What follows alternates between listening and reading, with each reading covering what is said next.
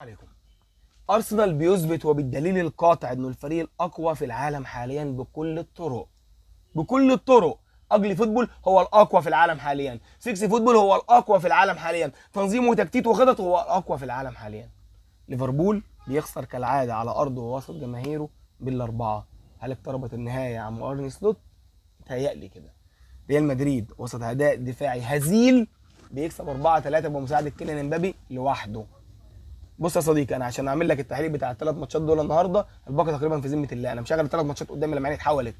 فانت ما تبخلش عليا باللايك الجميل، وتعمل لي اشتراك للقناه، وتعمل لي كومنت جميل، وصلي على النبي، ويلا نبدا ماتش. اول حاجه ماتش ارسنال.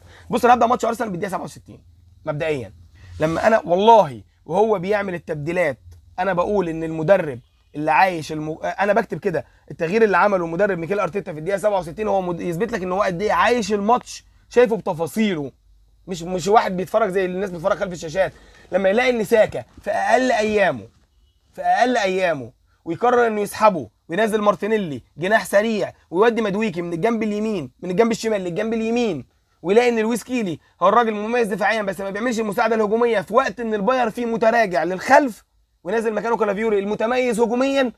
بعد دقيقه تلاقي ان الكالافيوري عامل اسيست، مدويكي اللي هو غير مركزه جايب جون. يبقى ده يثبت لك ان ده مدرب عايش اللقاء، يثبت لك ان ده مدرب هو فاهم لعيبته، هو شايف لعيبته عامله ايه في الماتش. يعني هو مش قاعد بيتفرج زي الناس بتتفرج على الفاضي، لا هو مدرب شايف كل تفصيله صغيره وكبيره في لعيبته وبيحركهم زي قطعه شطرنج بالظبط. ارسنال اصبح منظومه لا يستهان بها، دفاعيا هجوميا ضغط عالي كور ثابته. بالراحه، الكور الثابته اللي بتعملها ارسنال يا جماعه شيء يدرس، اقسم بالله شيء محتاج وقفه يدرس. انت عندك لحد الدقيقه 17 او لحد الدقيقه 20 بايرن ميونخ ضاغط على ارسنال في نص ملعبه، مستحوذ على الكوره، ارسنال متراجع لورا وسايب له الكوره خالص وعايز دور الاجل فوتبول يا باشا وهزهقك في عيشتك. وفي عز استحواذ ارسنال وفي عز استحواذ بايرن ميونخ بيجي ركنيه لارسنال، كل جماهير بايرن ميونخ على مستوى العالم حاطط ايدها على صدرها، حاطط ايدها على قلبها كده، خلاص دي جون. ضربه ركنيه وارسنال يعني ضربه جزاء، يعني احتمال تسجيل الهدف من ضربه ركنيه يساوي 90% مثلا، في مقارنه ان احتمال تسجيل هدف من ضربه جزاء يساوي مثلا 50%. بتلاقي ان ساكا بيرفع الكوره بكل بساطه، هدف. هدف، موضوع بسيط. الموضوع تلاقي تمبر جاب جون بكل بساطه. يا جماعه الضربه الركنيه عند ارسنال شيء يدرس. في عز استحواذ بايرن ميونخ كره واحده همدت الفريق اللي قدامه. بعديها في استحواذ بقى ارسنال الوضع اختلف. جوشوا كيميش عمل تمريره مفتاحيه عالميه لجنابري، ومن جنابري الصغير الجديد اللي عنده 17 سنه اسمه كارل، هدف. حلو. جينا بقى لحد هنا بعد الكره دي، من بعد الكره دي في اول ربع ساعه ولا بعد 20 دقيقه هتلاقي ارسنال ماسك الملعب طول وعرض كاسحات الغام، بيتحركوا في الدفاع ككتله واحده وفي الهجوم ككتله واحده. انت عندك نص ملعب ارسنال النهارده بيكون من زوباميندي، ديكلان رايس، بريتش ايزي. تقدر انت تقول لي مين هو لاعب رقم 6 واللاعب رقم 8 في ارسنال؟ زوباميندي ولا ديكلان رايس؟ ما تعرفش. هم بيدافعوا كتله واحده وبيهاجموا كتله واحده. انت اغلب اوقات المباراه هتلاقي بريتش ايزي هو بيلعب كمهاجم وهمي، وهو اللي صنع الهدف الثالث من بعد نص الملعب بتاعه، من بعد نص الملعب. ارسنال بيمر بظروف هو فعليا يتحسد عليها. فريق منظم جدا خططيا تكتيكيا. نجم الفريق الاول السنه دي هو ميكيل ارتيتا. انت في الطبيعي ان ساكا، وده باعتراف لاعب جماهير ارسنال نفسهم، ان ساكا هو افضل لاعب في ارسنال، صح؟ لا السنه دي ساكا مش في الموسم خالص، مش في المود، مش هو ده اللاعب اللي اتبني عليه الفريق السنه دي. انا بتكلم لحد اللحظه اللي احنا فيها.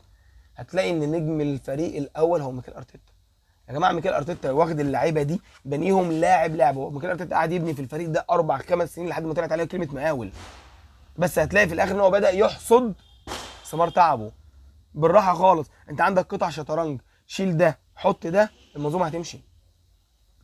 حد يقدر يقول لي النهارده ان موسكيرا ده لاعب اساسي؟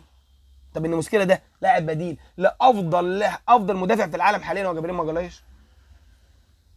عندك جابريل ماجالايش ده هو اكتر مدافع في العالم بيساهم في الكور الثابته، بيسجل اجوان. اكتر مدافع في العالم عنده اتزان نفسي وشخصي في الملعب. اكتر مدافع في العالم، انا بتكلم على الوضع الحالي، اكتر مدافع في العالم حاليا هو تاثيرا لخط الدفاع بتاع فريقه. غايب. حسيت بحاجه؟ حسيت بحاجه؟ ما حسيتش بحاجه. المهاجم اللي ارسنال حفي عليه طول الصيف وبقى لهم 4 سنين بيلعبوا من غير مهاجم، جابوا اعلى مهاجم تسجيل الاهداف السنه اللي فاتت كلها، جوكيرس، في الدوري الاوروبيه كلها، غايب. حسيت بحاجه؟ ما حسيتش بحاجه، ما حسيتش بحاجه.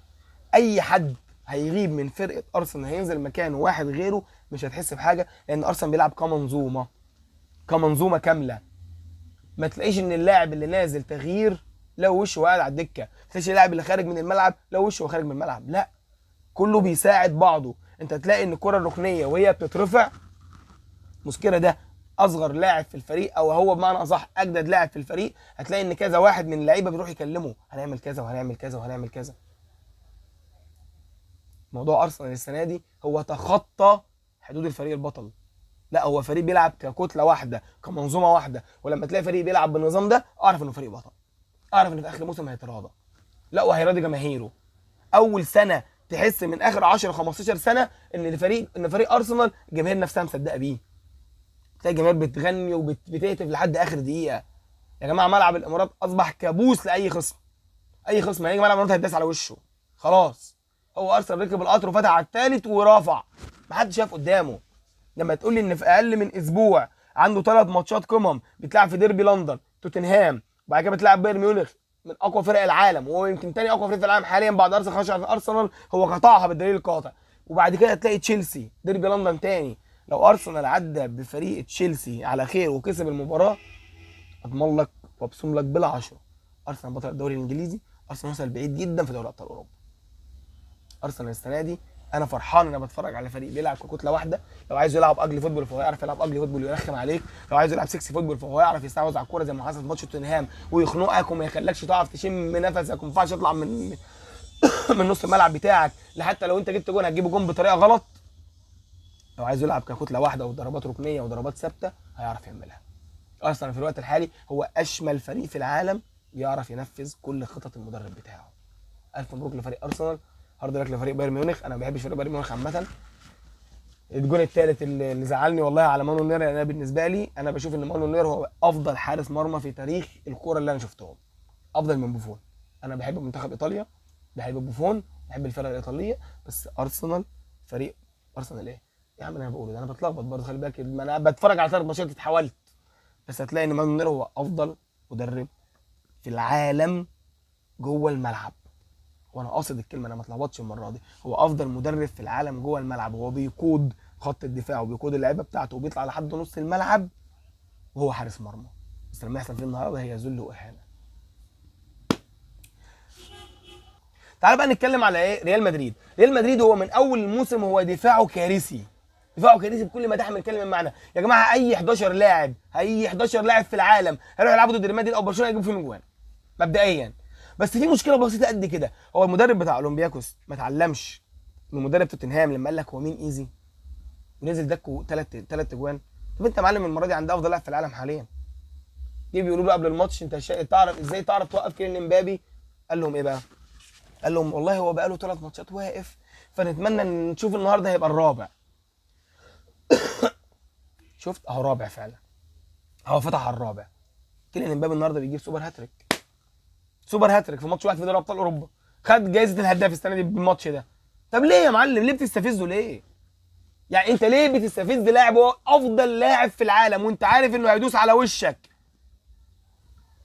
ريال مدريد يا جماعه الجون الاولاني اللي جه في ريال مدريد انت بتتكلم على نفس الجون اللي جه فيه من إلش الاسبوع اللي فات، تيك توك تيك توك تيك توك في منطقه الجزاء. الجون الثاني انت بتتكلم في كوره مرفوعه، اللاعب اللي هو مادي تريمي في وسط قلبين الدفاع بتاع ريال مدريد، مفيش تمركز نهائي. لعيبه ريال مدريد بتتمركز بطريقه غلط. ريال مدريد السنه دي مش هيعدي كتير، وانا ده اتمناه طبعا، بس ريال مدريد السنه دي مش هيعدي كتير ومش هيكمل كتير، الا اذا طبعا جه في شهر 2 و3 و4 و5 بقى وداس وركب القطر وعدى ما حدش عارف يوقفه. بس ريال مدريد لحد دلوقتي مع تشافي الونسو ملوش ملامح، ملوش اي تاثير نهائي، نص الملعب بيتاكل منه. لما تقول لي انت بتلعب مع اولمبياكوس ويجي في 3 اجوان ولحد الدقيقه الاخيره هتلبس الجون الرابع والتعادل يضيع فانا اقول لك ان ريال مدريد السنه دي مش في احسن احوال. طيب ليفربول يا جماعه، ليفربول في اخر 13 ماتش كسبان 6 ماتشات وخسران 7 ماتشات. لما اقول لك ان اخر 8 ماتشات كسبان ريال مدريد وخسران 7 ماتشات من اخر 8 ماتشات. لما اقول لك ان ليفربول السنه اللي فاتت كان دفاعاته من احسن واقوى دفاعات العالم، السنه دي بكل بساطه وبكل سهوله بيتضرب من اي فريق ايا كان وزنه. ليفربول اللي اي فريق كان بيروح يقابله في الانفيلد بيعرف ان هو داخل مقبره وجحيم الانفيلد بمعنى الكلمه، وتلاقي ان السنه دي اي فريق في العالم بيروح على ارضه يديله 4. يعني الماتش اللي فات خد 3 من نوتنجهام فورست على ملعبه، الماتش ده خد 4 على ملعبه. جماهير ليفربول اللي دايما بتغني من الستينات يور نيفر ووك الون بتمشي في الدقيقه 80. جماهير ليفربول السنه اللي فاتت كانت بتبقى قاعده لحد الدقيقه 97 لو الفريق ده خسران 2 عارفه انه هيجيب الثاني والثالث والرابع ويكسب. دلوقتي لو خسرانه 1-0 في الدقيقه 95 بتمشي عشان عارفه ان مفيش اداء. عدم تناغم كامل في خط الهجوم، خط الوسط مفكك، خط الدفاع ضايع، حارس المرمى مفيش. تقدر تقول لي ايه الاخطاء اللي ايه الخطا اللي عمله واحد من افضل مدافعين العالم في اخر 10 سنين في ضربه الجزاء اللي في الدقيقه 5؟ خطا فاجع يا معلم. ليه انت من احسن مدافعين العالم حرفيا، وهتلاقي كوناتي في الهدف الثاني كارثه. يعني انت الكوره عدت منك في المره الاولى، رحت مكمل في جريت ورا اللاعب، رحت خابط زميلك عشان ما يعرفش ياخد الكوره، لحد بعد كده حطيت رجلك في الكوره عشان تغير اتجاهها بسنه بسيطه فتيجي جون. انت هو عمل مدعره كرويه في الجون الثاني. ليفربول السنه دي مفيش، بس فالح كل المحللين الانجليز يطلعوا يقول لك اصل صلاح لو بعناه. يا عم انت مجنون، ما انت ما عندكش حد غير صلاح. انت رايح جايب لي لاعب اسمه ايزاك ب 150 مليون جنيه استرليني، ما ادكش ب 2 جنيه. تقدر تنتقده؟ ما تقدرش. عارف ليه؟ عشان يحط عليك. جبت لواحد نص ملعب هو بيقال انه من احسن المواهب الشابه فيرتس في العالم ب 130 مليون استرليني. انا احب اقول لك ان ليفربول السنه دي بس في الصيف ده صارف 550 او 500 وحاجه مليون استرليني، يعني معدي النص مليار استرليني، والمحصله والاداء صفر. هارد لك لكل جماهير ليفربول. انا والله زعلان على محمد صلاح طبعا، انا نفسي ديماري طبعا يبقى في احسن حال. وبس اكتر حاجه احب اقول لكم دلوقتي ان جماهير ليفربول بتطالب بنسخه محمد صلاح مع المنتخب في ليفربول. اشوفكم على خير، سلام.